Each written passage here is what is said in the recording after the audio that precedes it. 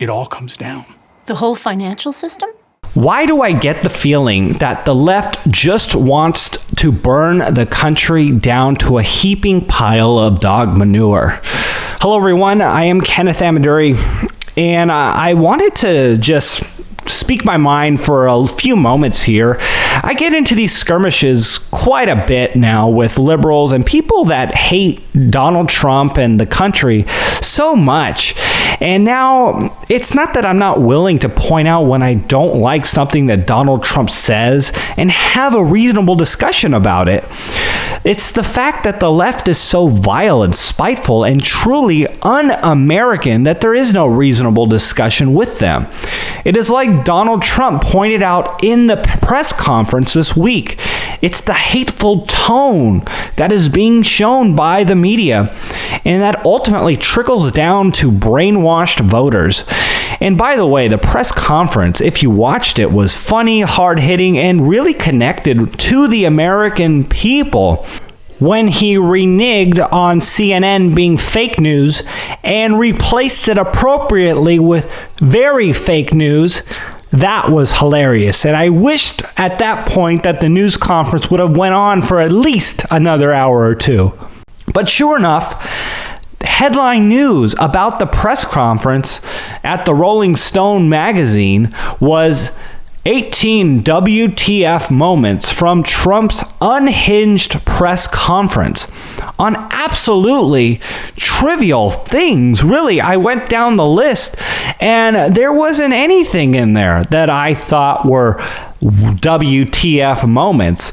And I wasn't sensing or feeling that at all during the press conference. But sure enough, people that want to dismantle and really get in the way of some progress here that the U.S. is heading for, don't want to hear it at all.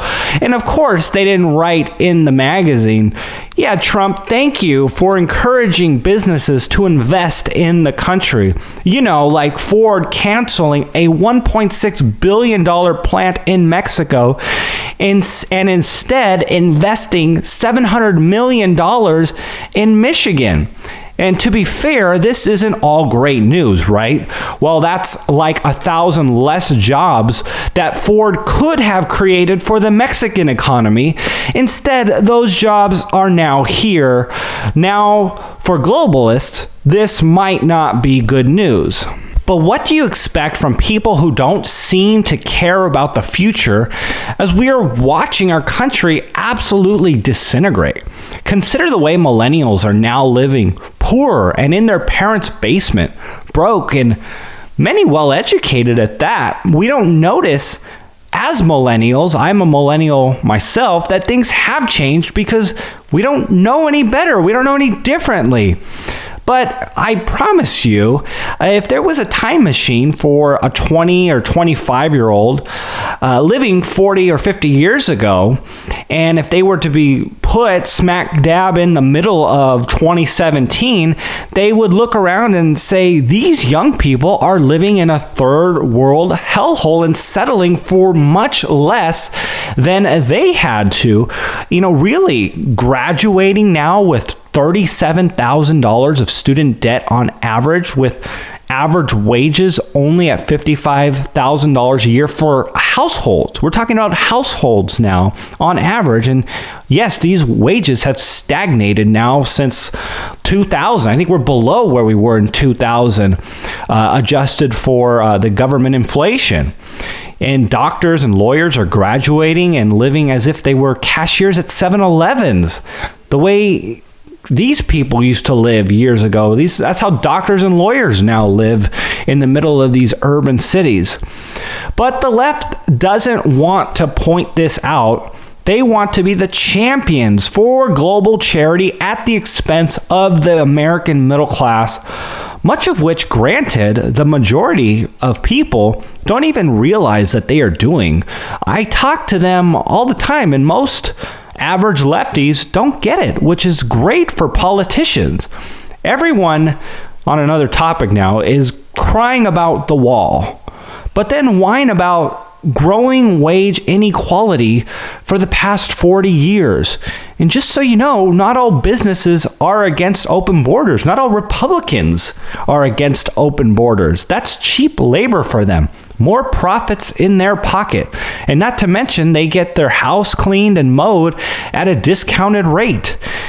In fact, the Trump organization would benefit from an open border. That's cheaper housekeeping at his hotels, cheaper landscaping at his hotels, and in general, a suppressor for anyone that he would have to pay, a suppressor for pay. That he would have to pay. And what he's doing is something smart for the greater good of the country. Again, it's not that he's against immigration. He just wants it done legally. And I love that populism is now on the rise. Really people speaking out. I'm optimistic about another step in the right direction with Marine Le Pen in France leading in the polls for the National Front Party. Hopefully she wins, and that's more momentum building up for people that are rising up and saying and rejecting globalism. And I love that liberals made a public spectacle of Milo Yiannopoulos as if he was some sort of white nationalist spewing hatred. Right, this man, a Jewish gay man who sleeps, his boyfriend is black. And the fact is he is a threat to the left. And they absolutely hate it. But yet, he's no farther right than a man like Trevor Noah is left. But you don't see conservatives breaking down windows and rioting out in front of Comedy Central because someone is voicing their opinion.